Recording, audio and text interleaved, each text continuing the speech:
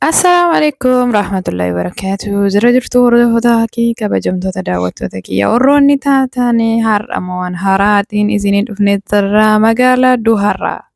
Guyyaa Adawaa, guyyaa goototaa jechuudha. Guyyaa Xaaliyaaniin biyya keenyatti baasnee guyyaa itti kabajnu guyyaa gammachuuti.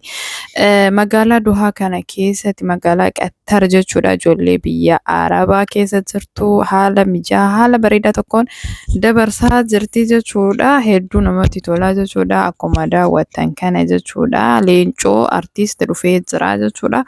Magaalaan qawwixii taatee jirti. Ka isin daawwachiisna haala ittiin hordofaa haala isaa hundaayyuu isinitti agarsiisna. Isiniin jedha. Akkuma agartan kana.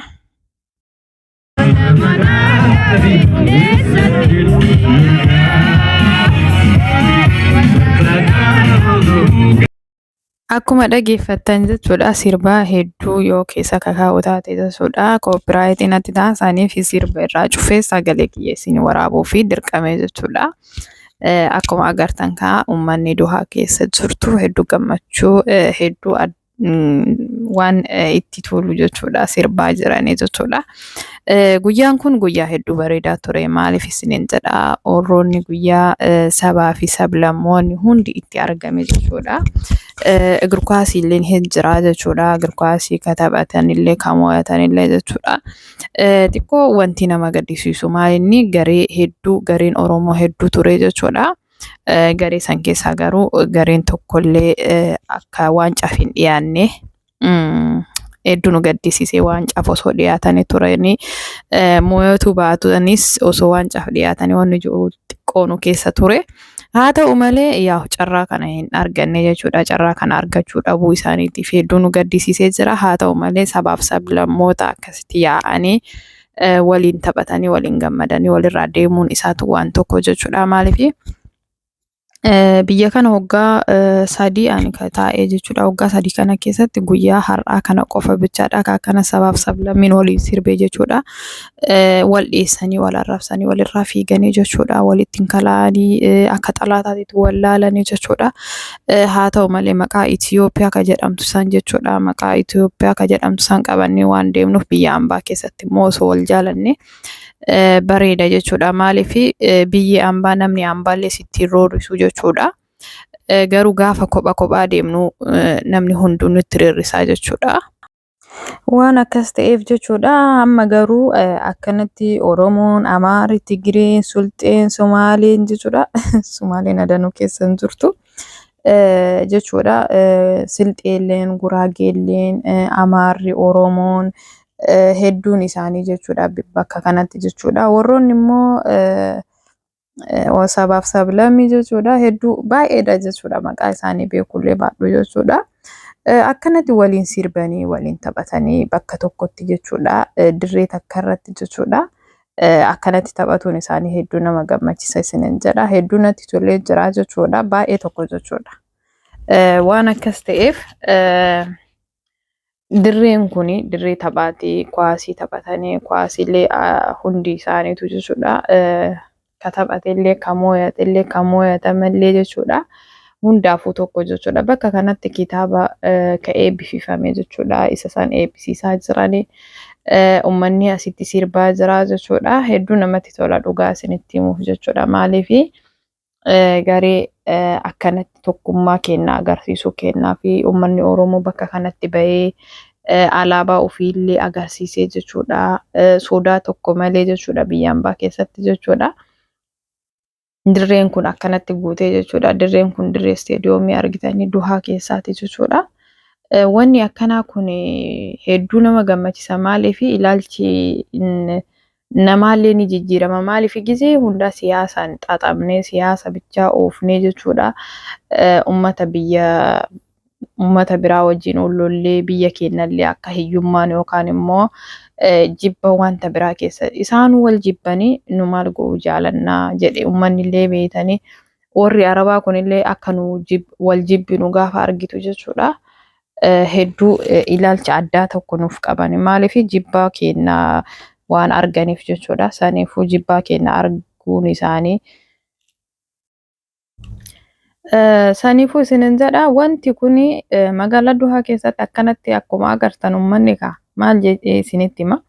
Uummanni kun akkuma agartan kun asiin iyyaa Tigiree amma Silxeenis sirbamaa, afaan Oromoonis sirbamaa, afaan Amaariffaan sirbamaa hundaayyuu sirban jechuudha. Maaliif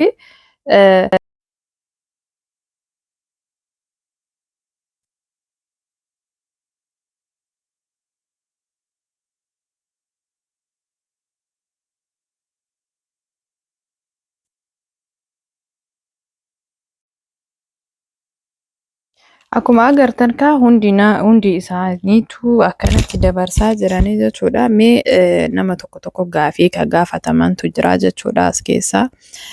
Gaafiin isaan gaafatanii yookaan immoo deebiin isaan deebisan deebii akkamitti gaafii akkamii gaafatamanii hundi isiniin jedhu jechuudha. Haala bareedaa ta'e tokkoon jechuudha uummanni kan dabarsaa jiru jechuudha. Sirbi asitti sirbamaa jira. Asitti jalqabni baname akkamitti baname ilaalla. በጣም ደስ ብሎናል። አብዛኞቻችን የምንገናኝ አይደለንም፣ የተለያየ አካባቢ ነው የምንኖረው። በእነዚህ አይነት በዓል ነው የምንገናኘው። እንደ አጋጣሚ ሆነ ደግሞ ኮንትራት ቤት ነው የምሰራው።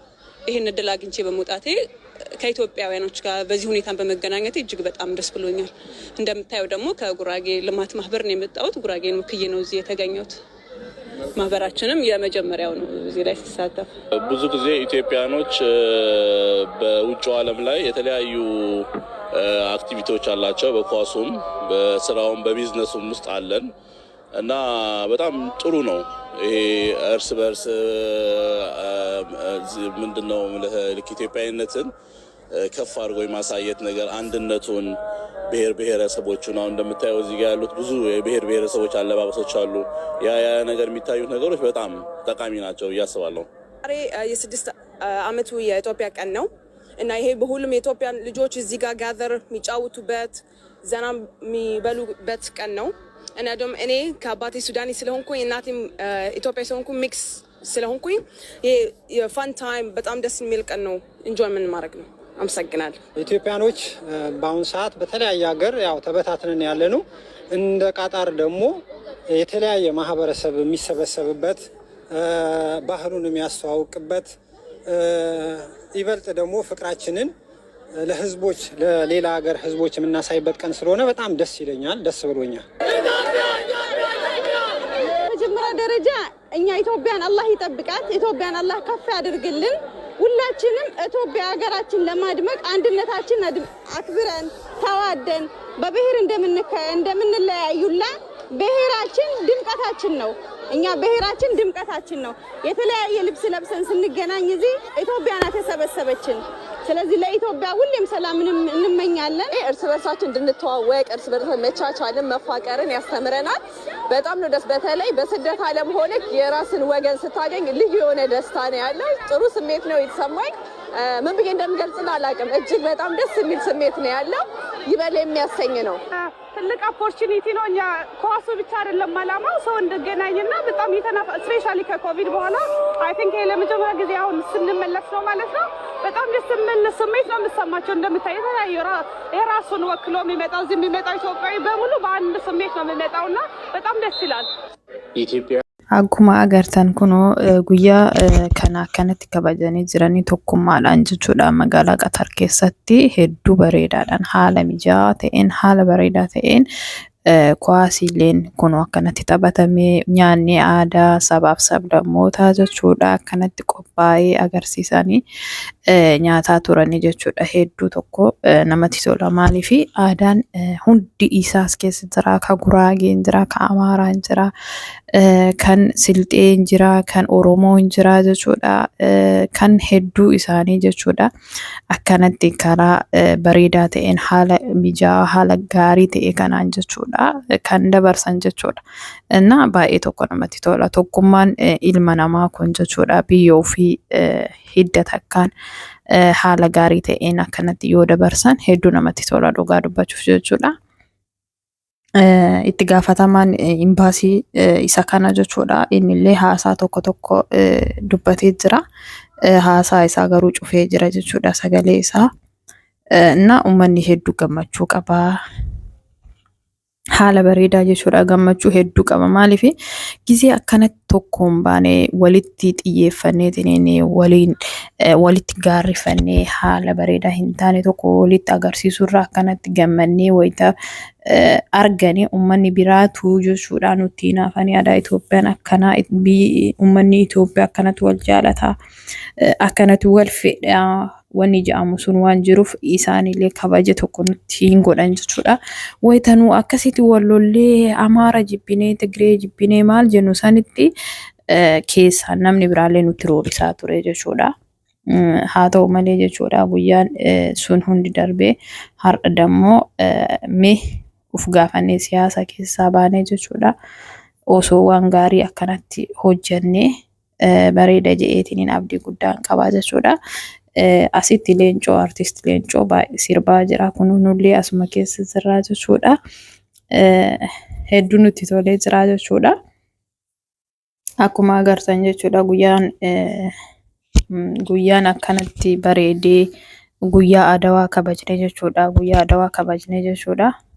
Maal jee akkasinitti ibsu hin beeku jechuudha. Madaamiin nu eeyyamtee akkanatti baanee sirbinee taphannee jechuudha. Baay'ee tokko namatti tola jechuudha. Akkam jee akka isin ibsu ani hin beeku jechuudha. Garuu ani baay'ee tokko natti tolee jira. Uummanni as keessa jiru kunillee akka itti tolee akkanumatti ijarraa beeytan jechuudha. Akkanatti qophaa'ee akkanatti bareedee jira guyyaan Adawaa jechuudha. Guyyaa goototaa jechuudha. Guyyaan Adawaa kun nuufillee waan gaariidha jedhee yaada. Maaliif guyyaa itti waan tokko barannu seenaan Hacaaluun kaayee deeme sun jechuudha. Seenaan rirmii nyaatu akkuma jedhan sani seenaan rirmii nyaatu maaliif jennaan waan inni kaleessa hojjete san nullee hojjennee agarsiisni akka kennallee nullee waan tokko keessaa qabnu agarsiisuun dirqama kenna jechuudha. Maaliif yeroo hundaa isaanummaan qofa sirbanii isaanummaan qofa biyya ofii faarsanii deemu osoo hin ta'in akka Hacaaluun hundeessaa baanu jechuudha. Jeneralas 10 keessaa jeneraalli 9 akka Oromoo ta'e nuuf ibsee ture jechuudha. Akkuma san isa san nullee wanta san bakka galmaan ga'uun dirqama kenna jechuudha. Maaliif wayita yeroo hundaayyuu jechuudha namni tokko akkana yoo jedhe waan sani nullee agarsiisuu qabna jechuudha. Akkanatti alaabaan teenna waaqarratti mirmirsinee isaanitti agarsiisuun isaa kun hedduu bareedaadha jechuudha. Isaan illee asitti bahanii nu wajjin waliin sirbuun isaanii tokkummaa biyyattii Itoophiyaa jedhamtu sanii jechuudha. Arguun kenna hedduu nu gammachiisee jira jechuudha. Akkuma agartan baay'ee tokko nutti tolee jira jechuudha. Maal jechuu barbaadeetiniin yoon koomentii yookaan laayikii naaf godha warroonni maatii kiyyan taane maatii naaf ta'aatiniin yaada keessan ibsadha jechuudha. Manni duhaa kana keessa jiru manni Qatar keessa jiru kunuu hagana baay'atanii jechuudha. Hagana nama gammachiisanii haala bareedaa kanaan akkanatti taa'anii wal keessa jechuudha. Dabarsuun isaanii baay'ee tokko namatti tola jechuudha. Saniifuu akkamitti ibsitan mee waan kana jechuudha koomentii jalatti naa ibsaa isinin jedha. Ani natti tolee jira na gammachiisee jira akkam ta'ee akka isiniif ibsuun beeku jechuudha. Uummanni akkanatti taa'ee uummanni kun akkanatti daawwatuun isaanii jechuudha. Ijoolleen gariin viidiyoo maa waraabda jedha gariin dhukataa jechuudha. Akkasumatti ijoollee as keessaa ijoolleen beeynullee baay'eetu jira jechuudha. Warroonni viidiyoo akkaan waraabne warri barbaadu jechuudha. Garuu viidiyoo waraabaa jira. Viidiyoo kiyya keessatti argamuun isaanii hedduu na gammachiisee jira. Maaliif waggaa waggaadhaan wal yaadannee walitti bohaaru jechuudha. Waggaa kana eebalu bakka san jira. Waggaa kana akkas dabarsinee guyyaan Adawaa akkana ture jechuudha. Mujatileen jidduun asitti na jalaa dhukattee jirti. Gariin hin dhukataa gariin immoo cal jedhee na laalaa jechuudha. Haa ta'u malee hedduu na gammachiisee jira dhugaa isinitti himuuf jechuudha. Baay'ee tokkodha. Baay'ee tokko na gammachiisee jira jechuudha. Wallahi osoo sagalee achi keessaa isinii gadhiisee baay'ee tokko kolfitanii jechuudha. Ijoolleen waa hedduu naan ja'aa turte jechuudha. Garuu waa hedduu naan jaa turte garummoo yaa sagalee isaanii warra as keessa hoosisitti waca hedduu waan qabuuf copyright ta'uu danda'a. Saniif irraa cufee jechuudha sagalee isaanii jechuudha. Inna akkasii kwaasii illee jalqabamee jira daqiiqaa muraasaan booda kwaasiin hin taphatamaa jechuudha. Kwaasii hedduu taphatanii jiranii ijoolleen jechuudha. Baay'ee tokko jechuudha. Siniin galee waan akkas ta'eef inna dhugaa isinii dubbachuuf ani duhaa kana keessatti namni hagana muluu hin jira wanni jedhu baay'ee tokko na ajaa'ibee jechuudha. Namni hagana muluun Itoophiyaan as keessa jira wanni jedhu batalaa ijoolleen Oromoo wallaahi dhugaa dubbachuuf hedduun isaanii ijoollee Oromooti jechuudha. Baay'inaan ijoollee Oromooti biyya kana keessa jira. Aadaa baay'ee tokko buqqaanee biyya hambaa kana keessatti akkanatti baay'annee jiraataa jirra jechuudha beektanii. Inna waan akkasiitti isiniin jaa hedduu tokko jechuudha. Baay'ee turre jechuudha. Hedduu tokko natti tolanii jiran. Ijoolleen Oromoo akkanatti baay'atanii as keessa jiraachuun isaanii jechuudha. Inna asitti kwaasiin taphatamuuf xiqqoomatu hafee jechuudha. Daqiiqaa muraasaan booda hin taphatanii jechuudha. Kwaasiin eegalamu edda hagamoo kwaasiin eegalamu uummata kana waraaba jedhee uummata keessa deemaa ture jechuudha. Haga mana daawwatu keessaniif hedduu galatoomaa asinan jedha. Haga sagantaa biraatiitti walitti deebinu maal jee nagaa isinitti dhaamaa jechuudha. Asitti uummata silxeetu jira. Silxeef Amaaratu taphata. Yaa Akira Amaaratu moo'atee jechuudha. Inna silxeen kun asitti deeggaraan warra silxee bakka kana jira. Deeggaraan akkuma beektan jechuudha.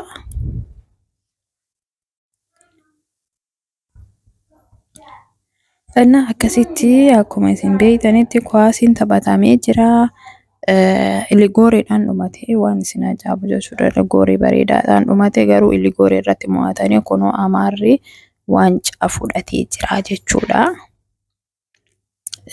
Akkasitti kun olaal waancaan gizee fudhatamu fagoo irraa jira waraabuu hin dandeenye jechuudha sagalee isaanii irraa fagoo jira ture jechuudha.